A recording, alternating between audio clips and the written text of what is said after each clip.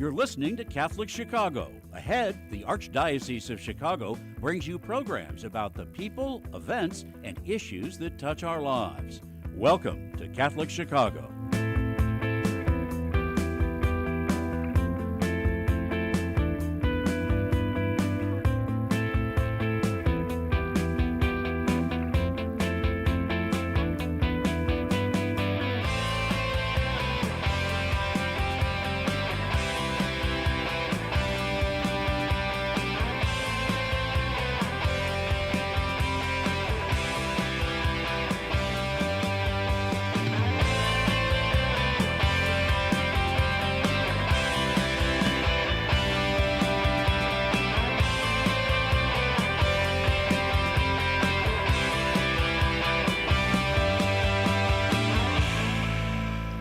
Good morning. Welcome to Catholic Chicago on WNDZ, 750 AM, 312-255-8408, 312-255-8408. Also get us on youtube.com/Catholic Chicago, youtube.com/Catholic Chicago. Father Greg Sakowitz, the rector of Holy Name Cathedral, and co-host Mark Teresi, who does much work at the cathedral, assistant to me, plus legacy, plus 175th, plus many other things. How are you, Mark? Good. Thank God I'm part-time, huh? Yeah, that's the joke part. All that, folks, is part-time. So what a change in the temperature in terms of weather we've gone now. We had beautiful weather September, October, and now the next 4 or 5 days, a lot of rain, but the temperatures are not bad. Yeah, our great niece is getting married in Indianapolis this weekend, and it's going to be rain, rain, rain. Yeah, and the thing is that it's hard to believe that we're approaching mid-October. You know, where has the time flown? It was just Labor Day and entering September. And look at the year, 2023. Where has the time gone? A couple more months we're coming to an end. We have a great program lined up. 312-255-8408. We welcome your questions or your comments. And back again by popular demand, probably by far and away, our number one guest who holds the record for appearances on Catholic Chicago, Dr. Edward Gordon, is in studio for the full hour today. Among topics, Dr. Gordon will discuss Pope Pius XII for an upcoming talk he'll give at the cathedral. Hope many people will attend, in fact they will. And the current status of COVID-19, and if time, other topics. Edward, welcome to the program again this morning. How are you? Well, someday I'll get it right, so I don't have to come back to keep correcting my errors. You will keep coming back until you get it right. How's Elaine doing? Fine. She's at home watching. Right now, she keeps a list of all the mistakes. Hello, Elaine. Good morning. We're waving to you from the YouTube here. And so much is happening in our world. And we could spend a full hour on just the whole Israeli situation, which has been, True. Edward and Mark, beyond horrific. Yes. I mean, I can't watch the videos on YouTube that are coming out. They're just beyond barbaric. Yes. Well, war never settles problems. It creates more problems. And you're right. I mean, we could spend at least an hour. We could talk about the history of Palestine from the date of the first organization of Israel to the Jews being thrown out of Palestine and Israel by the Romans, and all of the historical events since then that helped to create these divisions and hatred between groups in the Middle East. Yeah, and the thing is that it's beyond words. We do pray, but the thing we talk about, we pray for peace in our world, in that area in the world. Read a good article in paper. Like there is no end, there is no solution, and both sides are so entrenched, and it's going from bad to worse. And innocent people are the women, children, and you see some of the videos in terms of with the attack, hostages being taken, and people being separated, going through the towns and just murdering, and Yes. But again, that we just must pray. And as a historian, what's your take on? Well, unless a settlement that is equitable is somehow put together by both sides, and the first step is to stop the killing. Mm-hmm. Now remember, In this particular instance, Israel was attacked by the Palestinian terrorists. It wasn't the other way around. However, Israel invading Gaza and causing more death and destruction will only increase the hatred by more Palestinians. Remember, most Palestinians in Gaza are not terrorists. They're innocent people. The same thing is true in Israel. The perpetrators of violence against Palestinians that has happened from the Israeli side is not something that most of the people in Israel have participated in. They feel defensive, and so do the Palestinians feel defensive. Quick question, Edward, and I don't want to get off on this topic because we could spend an hour, like I mentioned. That is, Yes. would I be correct in saying that the Gaza Strip is considered the world's largest outdoor prison? Yes, but the Gaza Strip is a tiny, tiny area. If you ever go to Palestine or Israel, the whole state is 40 miles long. It is a very tiny area, jammed with people. And unless the Palestinians and Jews can equitably live together in peace, there will never be peace. And unless they practice somehow forgiveness, and they put behind them the violence, the death of their fathers and brothers and grandfathers and great-grandfathers, if vengeance remains in their hearts, nothing ever will change. They are being manipulated by political leaders on both sides to continue fanning the flames of hatred. This will lead to nothing but more death and destruction for both sides in an endless cycle. It would be as if the U.S. Civil War never ended, and the South and the North continued to fight since 1861, and the U.S. lay in ruins. This is the future of the Middle East. It is hard for us to envision this, because much of the solution is spiritual rather than political or economic. Yeah.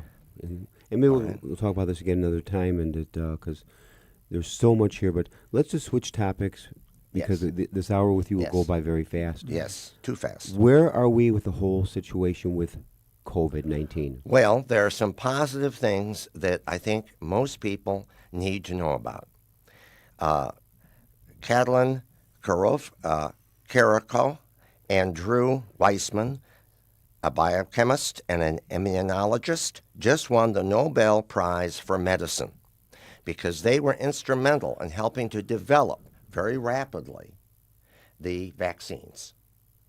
This is very important because how many people died in the United States? Well, we could reach 2 million by the time this is all done because they're still dying.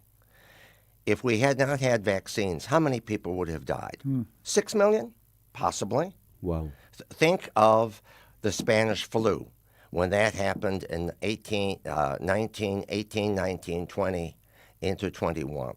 There was no vaccine. Many people died. The vaccines did not cause death. That is a lie. The 500 social media sites that cite that are liars. It is empty-headed propaganda. It is sad that so many people listen to it because it is repeated over and over again. So then you'd be a proponent of please get the latest, newest COVID-19 shot. If you are over 60 years of age, you must get the latest COVID shot in order to avoid catching COVID.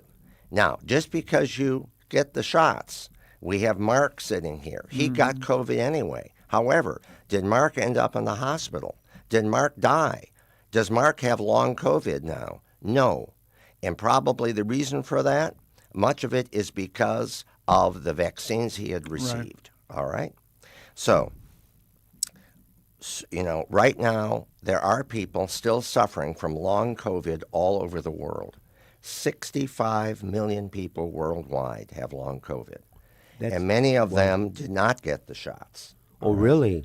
And this is fatigue, shortness of breath, brain fog, or it's cognitive dysfunction. Some have heart problems, diabetes, nervous systems. Eyesight. eyesight problems, and drugs are now being repurposed that we already have. Antihistamines, drugs for diabetes, anti-gout, alcohol and opioid disorders are being repurposed to fight long COVID. But the problem is we need long-term studies of long COVID in order to develop precise drugs. Now, we are lucky because Northwestern University has a study going on, and they have a clinic that they have developed to study and treat long COVID right here in Chicago. So I say to those of you out there that are suffering from this, contact Northwestern and participate in their studies and in the current drugs that are being used to help people. Are there any current Chicago figures about people? It seems like it was on the rise. Like anybody I talked to, my daughter-in-law's parents had it. Right. What's going on? Well, the good news is because most people are vaccinated and people have caught COVID, the numbers of people that currently are in the hospital in Chicago, the state of Illinois, and across the country is minor compared to what we saw before. Mm-hmm. We are not experiencing a pandemic and epidemic of COVID. However, you have to understand that these viruses mutate, and the Omicron variant is now active, and other variants could occur. In my discussion with immunologists and doctors, they continue to tell me that a variant could exist that will defeat the vaccines. Mm-hmm. So we have to be very vigilant, and we need to support public health officials and actually increase our funding of public health so that when the next variant, when it occurs, and it probably will occur someday, we will be able to respond to it even faster than this time. Well, then, Edward, is COVID-19 really here to stay and part of our lives as we move forward? Yes. So let me ask you a practical question. So we're going to a wedding in Indianapolis. So am I. I'm going to a wedding this Saturday, too. So are you? Same wedding? And we're going to the reception. Yes, I'm going to the reception. Do we need to be yes. careful? Do we need to wear a mask? Is it just because sometimes those events are spreaders if people have not done the precautions they should be doing? Okay. I guess my question to you is, do you have any significant underlying medical conditions that you are treating right now? I'm diabetic. You're diabetic. Well, then maybe you want to wear a mask. Okay. All right.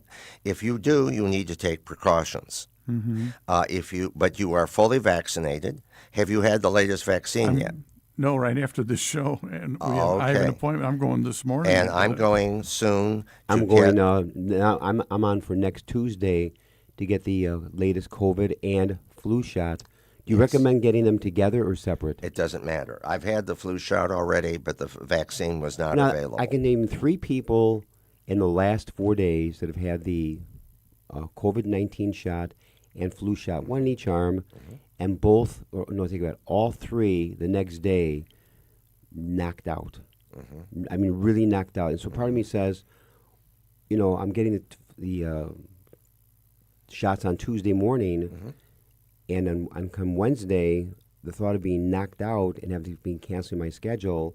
But some people get sick or get reactions, some don't. Right. Everybody's different. But the response would be, I guess, if you don't get it, you get a lot worse sick. Well, if you don't get it, you might get long COVID or even die from it. Yeah. You better get it. Mark, go to break. Let's do this. Take a break and we'll be back. WNDZ 750 AM, Catholic Chicago, 312-255-8408. You can go to youtube.com/Catholic Chicago. We're with Dr. Edward Gordon, historian, professor, analyst, friend. We'll be back in a few minutes and continue our conversation with Father Greg Sakowicz, Mark Teresi. Please stay tuned.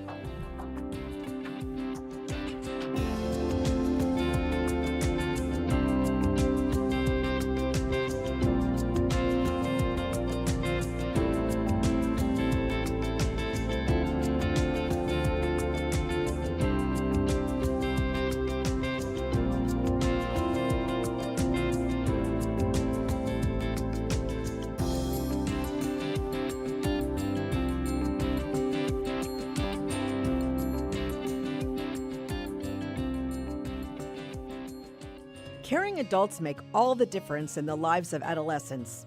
Catholic Charities understands this, and our mentorship programs provide a free opportunity for young adults to spend time with volunteers who genuinely care about them.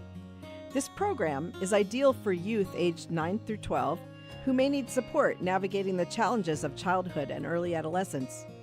Our amazing volunteers serve as friends who help youth recognize their strengths and empower them to reach their full potential. Catholic Charities conducts a thorough background check on every volunteer, and our program coordinator closely monitors and supports every relationship. Mentoring is a fun after-school program that can help young adults build confidence and enjoy fun activities with their peers, too.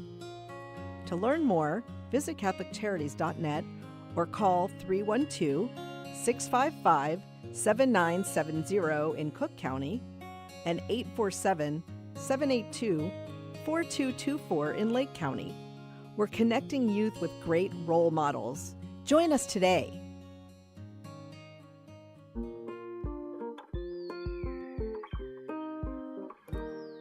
I feel special. I feel great. I got good grades. We've seen a huge surge in our kids now meeting or exceeding grade level. Come check us out. You may have never thought we were an option before. Our school communities provide students with academic excellence and character education in a supportive and stable learning environment. Come see for yourself. Visit archchicago.org/findaschool. Catholic Charities' Family Self-Sufficiency Program has assisted thousands of single parents who are working to become more self-sufficient through education and employment opportunities. Our experienced case managers accompany participants for up to 5 years on their journey to identify, address, and break down barriers to improving their quality of life and achieving meaningful goals for themselves and for their families. Professional, compassionate assistance is offered in a safe and trusting environment as participants develop the skills needed to become financially stable and able to support themselves. Every achievement starts with a decision to try. To learn more about Catholic Charities' Family Self-Sufficiency Program, call 847-782-4233 or visit CatholicCharities.net.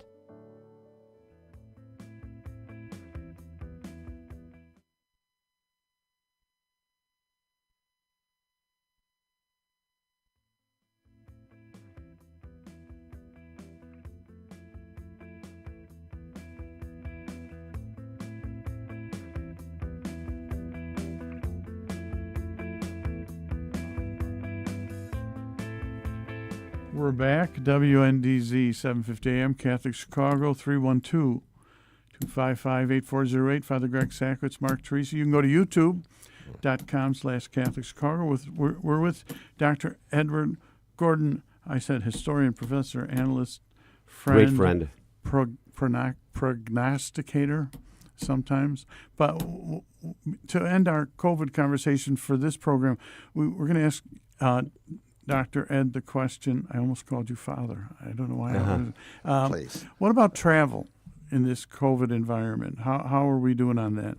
Well, I just came back from England. My wife and I celebrated our 40th wedding anniversary recently. Congratulations. And after Father Greg blessed us for another 40 years, Exactly. we got on a plane in September and left.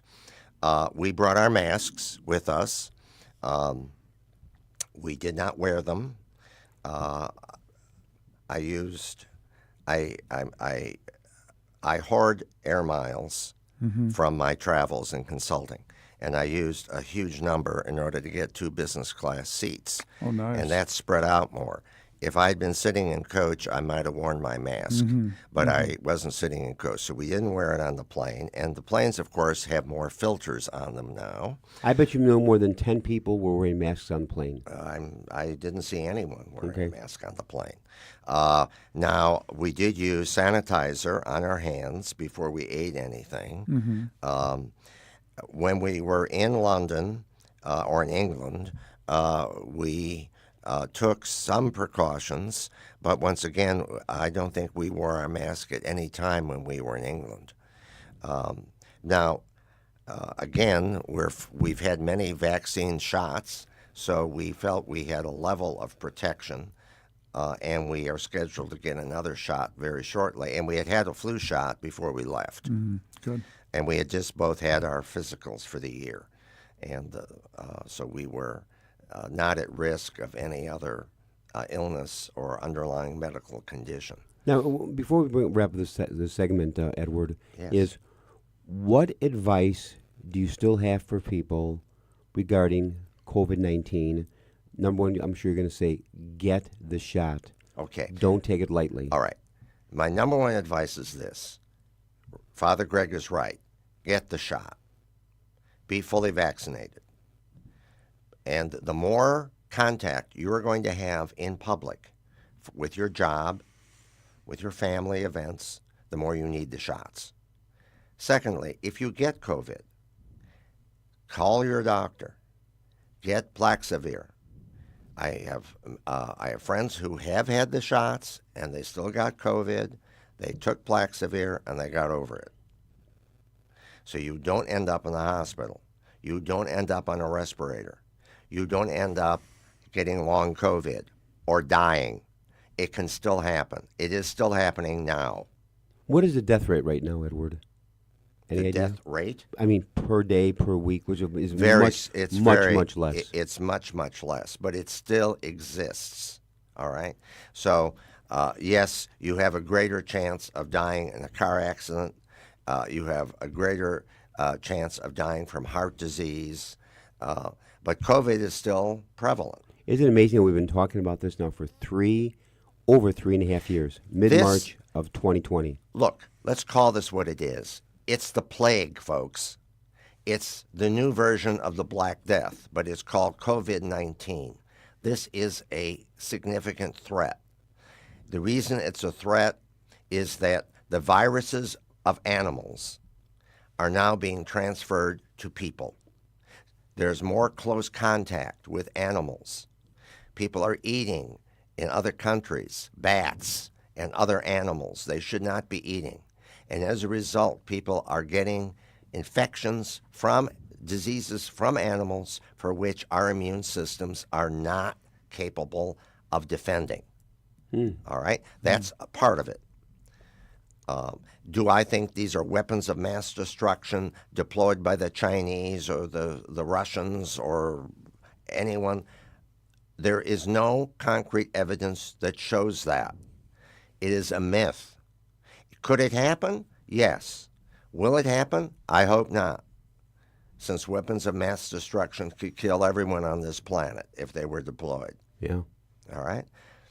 Maybe one last question is, when you see so many of these sites that say that the COVID shot is not necessary, it's killing people, where is this coming from that, when it came to the polio shot, to my knowledge, it wasn't these, people talking against getting the polio shot to the degree that we have now for COVID-19, but so many people who are anti-COVID-19 shot, not just a few, but many. Yes. What is the source of that? Okay. And why? All right. What was the source of information 10, 20 years ago? Newspapers and magazines.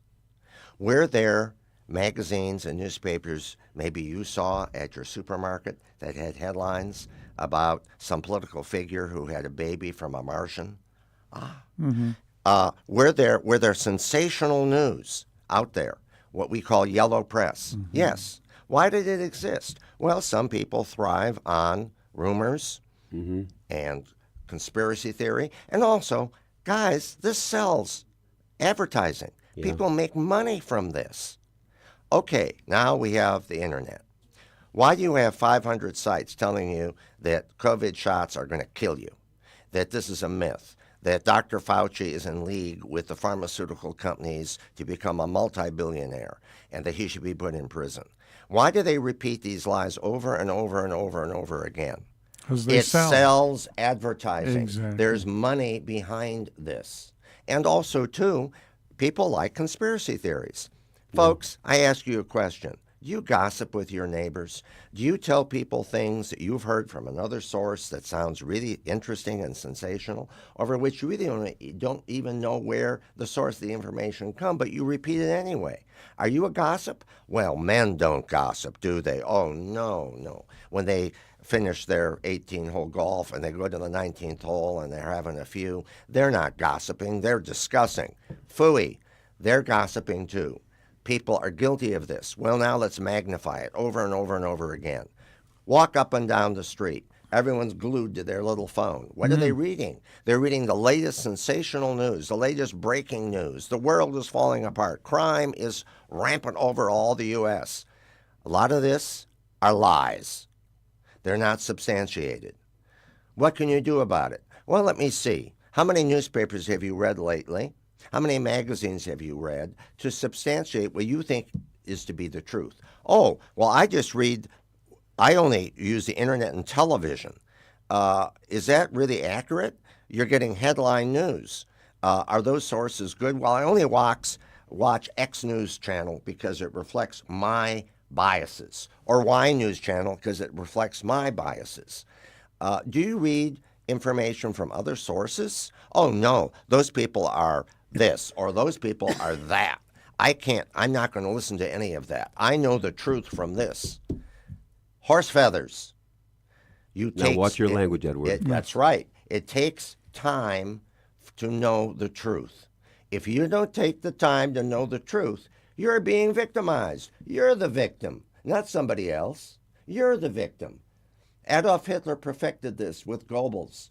Repeat, make the lie big enough, sensational enough, and keep repeating it over and over and over again. Well, hey, maybe the Pope has 5 children on the side from somebody. Maybe that's true. That's nonsense. But maybe that's the segue into our next section. So how about this? It's a minute early, but let's take us to break. Okay. And then we're going to go to our next segment. But, Edward... you have no passion about this. Yeah, I think... Oh, no. I feel very sort of blah about the state of the world. Yeah. It's the end of the world. Après moi le deluge. Let's all give up. I wish you could be able to better express yourself. Yeah. Yes, I do too. Oh, horse feathers. I'll have to take lessons from you. Horse feathers. This is a Catholic channel, right? Oh, tarnation. WNDZ 750 AM, Catholic Chicago, 312-255-8408. You go to youtube.com/Catholic Chicago. Our guest, Dr. Edward Gordon. When we come back, let's continue our conversation from our previous show about Pope Pius XII and his position in terms of World War II, and what are the truths and what are the myths about that. We'll be back in a few minutes. Please stay tuned.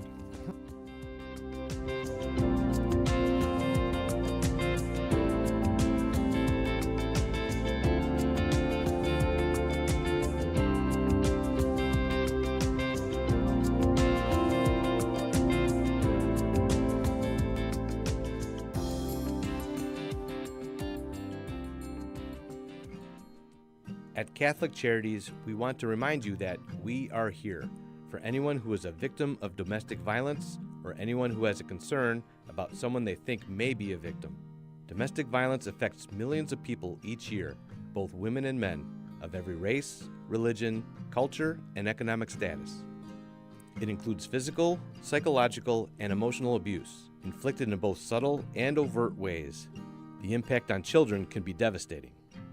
If you or someone you know are victims of domestic violence and you are looking for a place for healing and recovery, call us at 773-935-3434 in Cook County and 224-430-4977 in Lake County.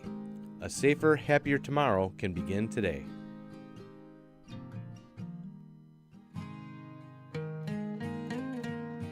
I am a seminarian.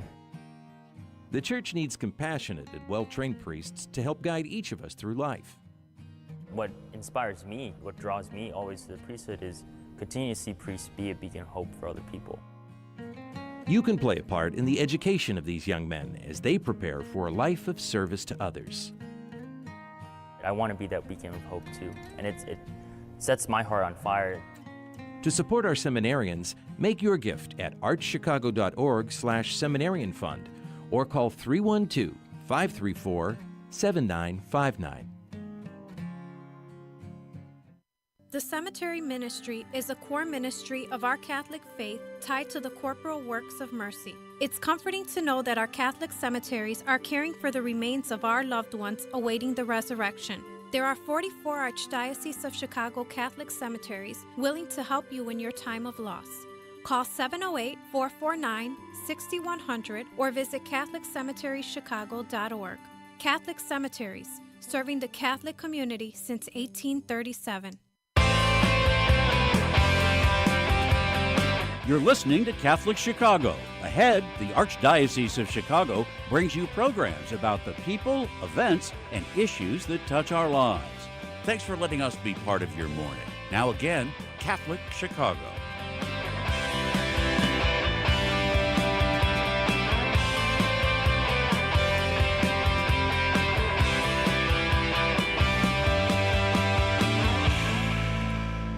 We're back. WNDZ 750 AM, Catholic Chicago, 312-255-8408. You can go to youtube.com/Catholic Chicago. We're with Dr. Edward Gordon. In this part of our show, Father Greg Sakowicz, Mark Tracy here, we're going to talk about inside the Vatican of World War II. Now, you're going to be giving a talk, a presentation at Holy Name Cathedral Club Room Saturday, October 28th, 2 to 4 p.m., so you don't want to give it all away here, but... Don't worry. Okay. There's so much, I won't. Okay. So why don't we just jump right in from... Well, in the long 2,000-year history of the Church, there have been many periods of crisis. In the 20th century, probably the greatest crisis that occurred across the world was the Second World War. And the Catholic Church was in the middle of that crisis, in Europe particularly, but around the world as well. In 1939, right before the war began, Eugenio Pacelli, who had been the Secretary of State for the Vatican of Pius XI, became the Pope Pius XII.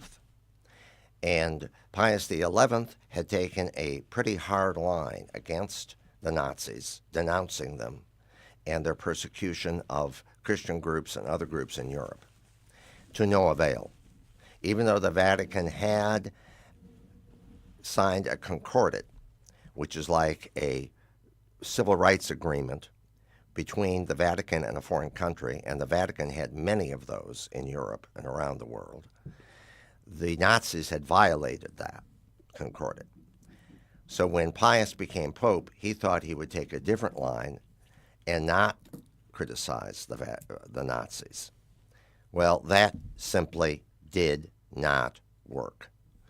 Almost from the beginning, the persecution of the Jews and the persecution of anyone who stood in the way of Adolf Hitler and the Nazi Party resulted in them being killed or put into a camp, a concentration camp, and ultimately death camps. So what I'm going to be talking about is the fine line that Pius XII walked during that time period. Was he Hitler's Pope? Did he kowtow to Adolf Hitler? Or, on the other end, did he save Jews? Can I ask you a question as you position this? Were they afraid the Vatican was going to be invaded or attacked? Yes, but more importantly, as the war started and evolved, if the Vatican spoke out, as they did, against persecution of Jews and Catholics in Poland, it was the Polish bishops who told Pius to stop, because the more he attacked the Nazis, the worse the conditions became in Poland. Wow. This occurred across Europe. The German bishops said the same thing. So what could be done about this? That was the issue. What you will find if you come to the program, we will give you detailed information of how the Pope walked this fine line. One historian has said that if it had not been for Pope Pius XII, not just 6 million Jews would have died during the Holocaust. It would have been 7 million Jews. You will find out how the Pope worked through papal nuncios in each European country to help get Catholic orphanages, schools, convents, monasteries, and hospitals to shield Jews, both men, women, and children. I will give you stories, actual stories of children who were shielded and what happened to them. Also, how the Vatican raised millions of dollars to help get people out of Europe. Because I have news for you. Here were these poor Jews who are being persecuted because of their racial race, the crazy race theories of the Nazis that were evil, destructive. Did the United States welcome Jews? Did England welcome Jews? No. We put up many barriers, as did other countries. So as these Jews, even before World War II, were pleading, trying to get visas to go to other countries, for many of them, the only place they could go was to Shanghai. They could get visas to go to Shanghai, China. A large Jewish community was built there. Did not know that. Yes, and when the Japanese attacked Shanghai, luckily the Japanese were not anti-Semites. They just hated all Westerners. So they didn't attempt to kill the Jews that ended up in their prisoner of war camps during World War II. Edward, I have to ask this question, that is, what kept Hitler from attacking and destroying the Vatican? All right. First of all, when he assumed power, he made it very clear that he was going to annihilate all the Jews. He said this over and over again. Going back to 1933? Oh, way before 1933. And he was Catholic, right? Yes, he was a baptized Catholic. He hated religion. If the Germans had won the Second World War, or if the Soviet Union had overrun Europe, all religion would have ended, as it did in the Soviet Union. There was a very thin religious underground? No. A few churches were allowed to operate, but most of them were all shut down or turned into museums. Hitler set up a Lutheran League under the Nazi government. Most of the Lutheran ministers subscribed to that league. Bonhoeffer, a very important Lutheran theologian, refused to. He was placed into a camp and ultimately was killed. The Catholics, it was much more difficult. There were so many of them, they were all over Europe. Hitler was afraid at first to outright attack. However, he had plans to invade the Vatican, capture the Pope, and destroy the church. But he was dissuaded several times by his ministers from doing this. Why? Because as the war continued, and it was obvious that Germany was going to lose, they wanted to use the Vatican to negotiate through the Vatican as a neutral source with the Allies. Remember, inside the Vatican, during the war, it was a neutral country, surrounded by the Italians, and then when the Italian government surrounded by the Nazis, by the Germans. There were representatives of Britain, France, and other countries who were at war with Germany. All right? So the Nazis deluded themselves as the war went on, to be quite honest, that they could somehow negotiate a separate peace with America and Britain to fight a war against Russia.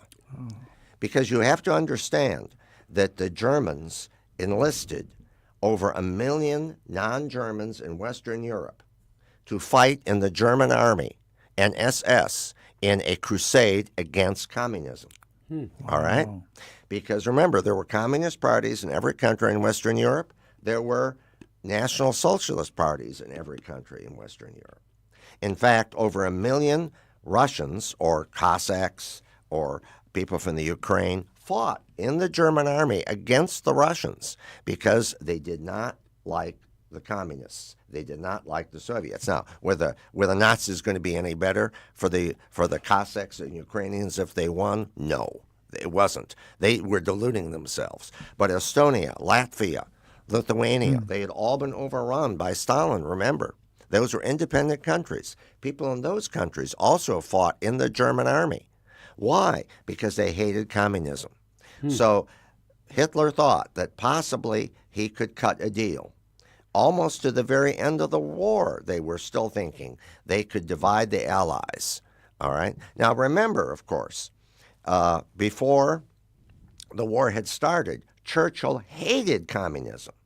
But once Hitler invaded Russia on June 22nd, 1941, he said that he'd make a deal with the devil himself and in hell if it would help destroy Hitler. And so this came from Churchill? From Churchill. So the British and the United States began supporting, through Lend-Lease, the Soviet Union. 20% of all their armaments came through Lend-Lease that we supplied to them, all right?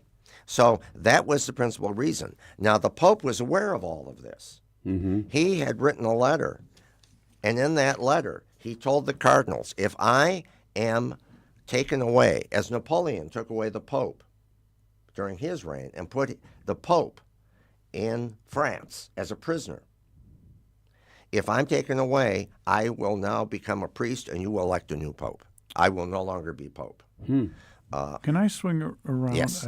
You're bringing up what about today? Yes. With Israel, Hamas, what's the role of our Pope in a situation like that? Well, what did Pope Francis say? We are all Jews, didn't he? Mm-hmm. He did say that. All the great world religions came out of the Middle East.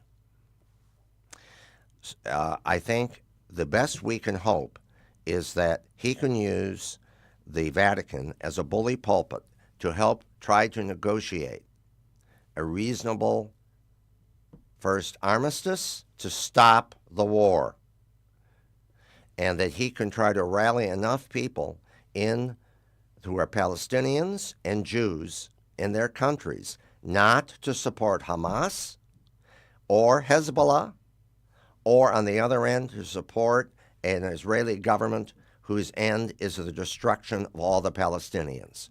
Now you're going to say, Ed, you're dreaming. How many more people are going to have to die in the Middle East for nothing? This is not going to settle anything. We all know that. It's going to increase the hatred. If Israel were to attack the Gaza Strip, which is very, very small, and there's 2.3 million people, yes, is their goal to destroy all of them? Of course not. You're not going to knock out 2.3 million. So by bombing these certain block by block by block, what do the Jews hope to accomplish by going inside the Gaza Strip and start bombing away? Vengeance. Vengeance. It's vengeance. Now, coming back to Pius. Now, time out there. Here's yes. the break, Mark. Okay. We'll be back. Okay. This is called halftime of the second half. WNDZ, 750 AM, Catholic Chicago, 312-255-8408. You can go to youtube.com/Catholic Chicago. We're with Dr. Edward Gordon. When we come back, we'll continue our conversation on the role of inside the Vatican during World War II. And don't forget, Dr. Edward Gordon will be at Holy Name Cathedral Saturday, October 28th, 2 to 4 p.m. for an extended examination of this topic. And no charge. No charge. I think there's refreshments, too. Correct. You have to get refreshments. We'll be We've back. had a great talk. We'll be back. Please stay tuned.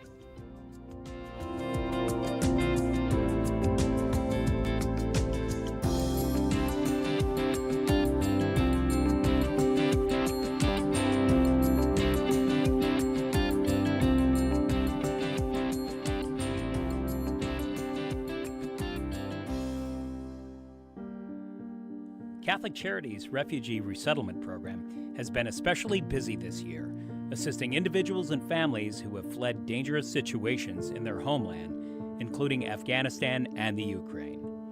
The Refugee Resettlement Team helps with everything they need to start to rebuild their lives in a new country, including housing, employment, clothing, food, English classes, and referrals for legal and immigration services.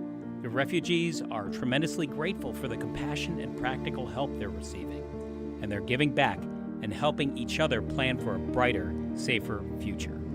Volunteer opportunities are currently available for those who would like to be family mentors and tutors so children and adults can practice English. To learn more about these rewarding opportunities, call 312-655-7096. That's 312-655-7096.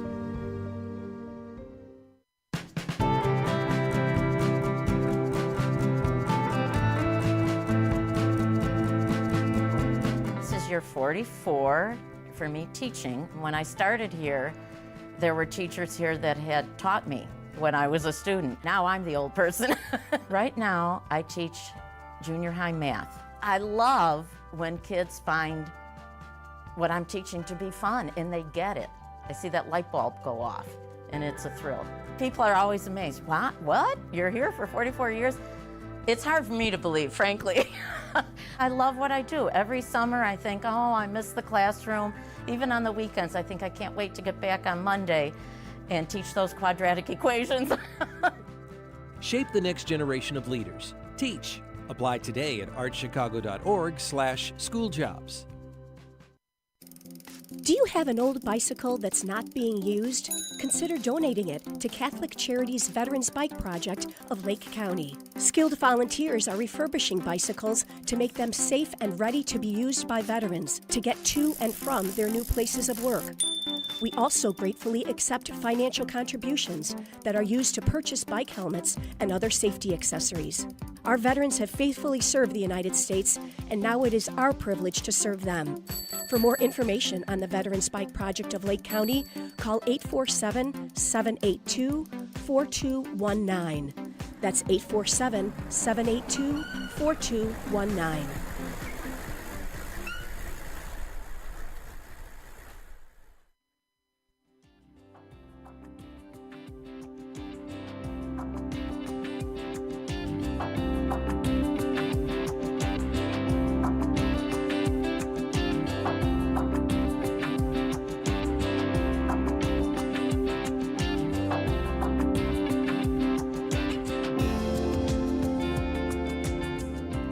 We're back. WNDZ 750 AM, Catholic Chicago, 312-255-8408. You can go to youtube.com/Catholic Chicago. That's a nice corduroy jacket you have on today, Mark. Yeah, I know. It's old. It's old and comfortable. But you've lost a lot of weight. It looks big on you. Well, thank you. That's good for your health. You've lost, what, 25 pounds? Yeah, now let's get back into the more I'm complimenting you for once. Well, thank you. Thank you. It's really hard to see when you're sitting behind a table. But anyway, Yes. So we're back. Dr. Edward Gordon, the role of the Vatican, World War II, Pope Pius XII. Let's give people a little more about how he was understood and then misunderstood. Right. Well, when Pius died, Jews from all across Europe praised the Pope for what he had done to shelter and save Jewish lives, not just in Rome, but across Europe. I'll give you more detail on that when I do the program. The Pope died in 1958. A few months after that, the Soviet Union, the communists, commissioned an East German communist, because remember now, Germany was divided between West and East. East was a communist country run as a Soviet puppet state. They hired a playwright to write a play called The Deputy. In The Deputy, Pius XII was portrayed as pro-German, anti-Semitic, and that he willfully neglected the Jews and let them die. This premiered in Berlin. It then moved to London, New York, and across the world. Suddenly, Pius XII was being portrayed as an anti-Semite, someone who callously helped the Holocaust, to kill Jews, that he aided Hitler, that he was in bed with Hitler.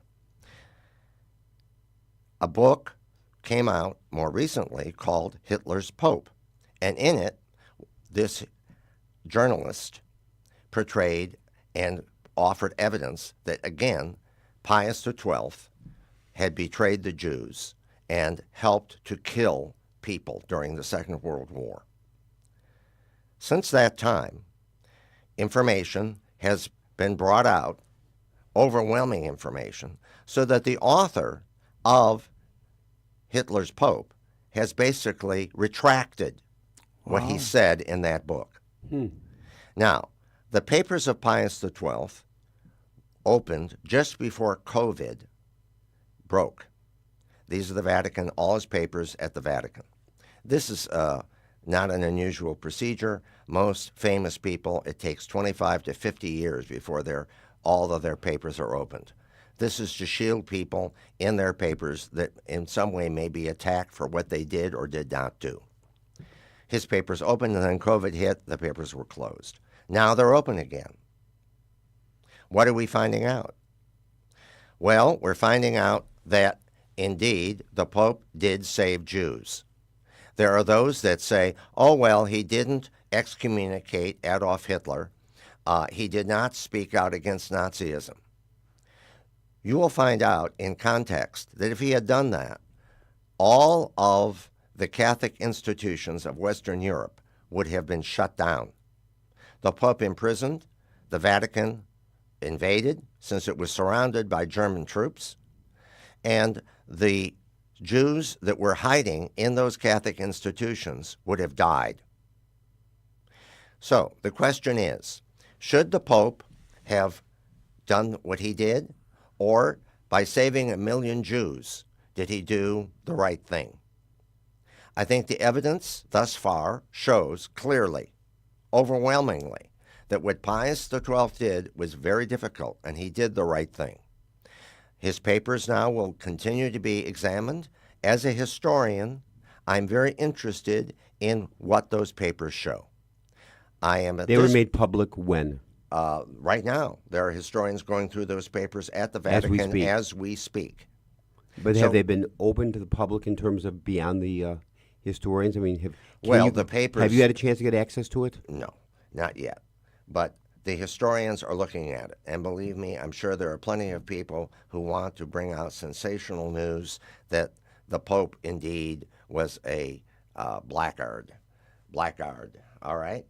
And that information has not been... So no, just back a little bit, Edward, and that is when that play came out in 1958, a few months after the death, yes. a few months after the death of Pius XII, it was really just a propaganda play to really shoot down Pius XII. And the Catholic Church. The Catholic Church. Because the Church was attempting in Eastern Europe to oppose the communists. And nobody stopped the play in any country from being shown like, this is just horrible propaganda.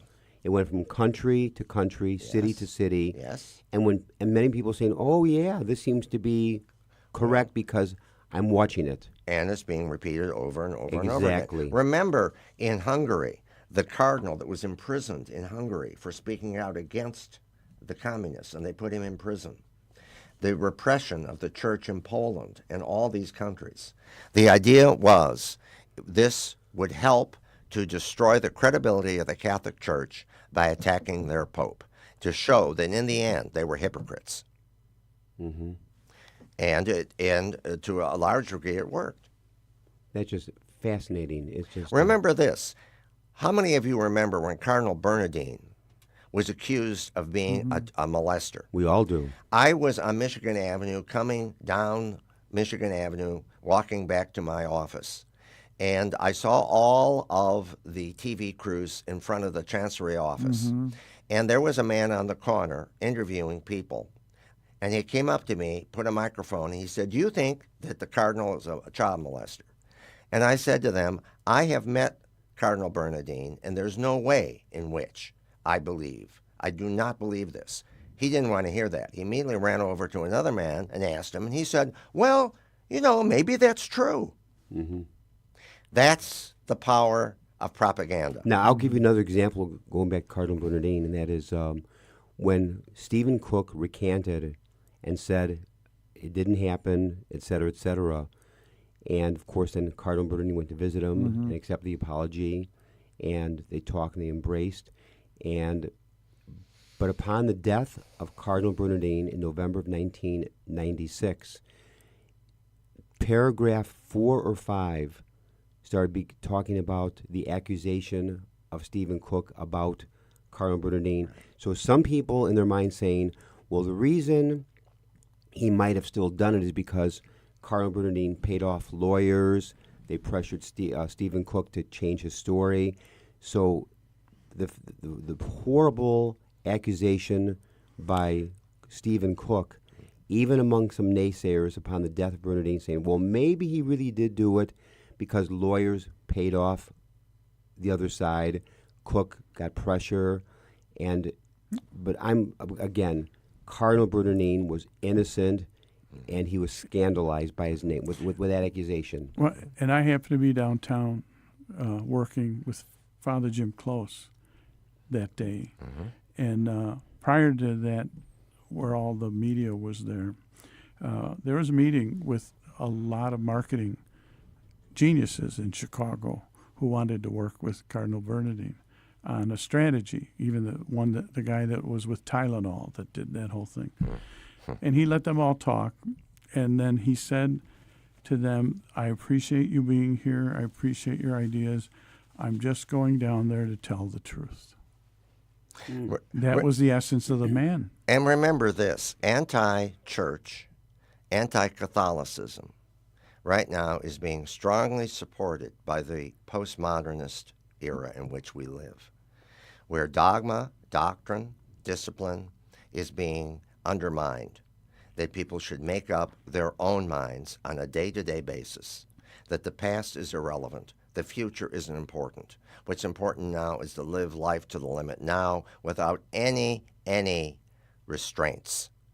So when the church teaches, thou shalt not do this, thou shalt not do that, the church is represented as being liars. Look at all of the child abuse.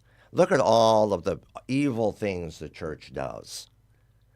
Folks, as a historian for over 2,000 years, I must tell you that evil exists in the world. Just because someone puts on a collar does not turn them into a saint.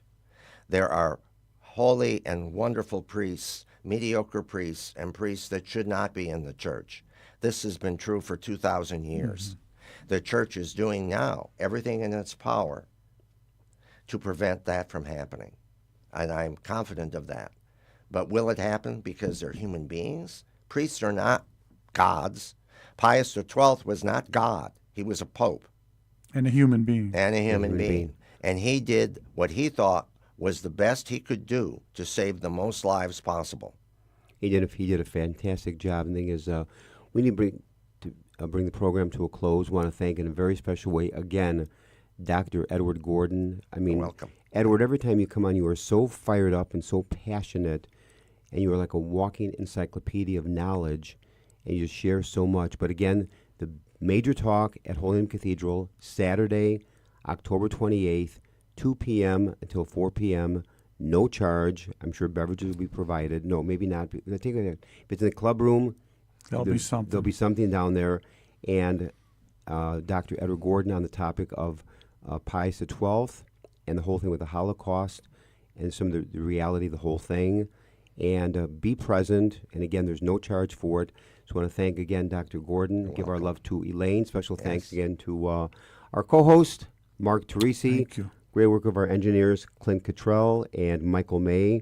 To our listeners, may God bless all of you. Do keep praying for the whole situation in Israel. I'm afraid it's going to... and Clint just held up a thing called horse feathers. Horse feathers. On that note, God bless. Great weekend.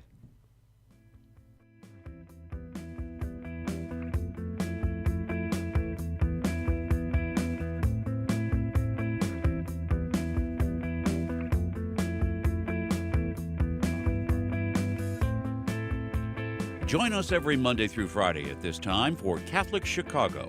You can stream our programs live or listen to past programs by visiting our website, archchicago.org, and clicking on Radio TV. And please connect with Catholic Chicago on social media.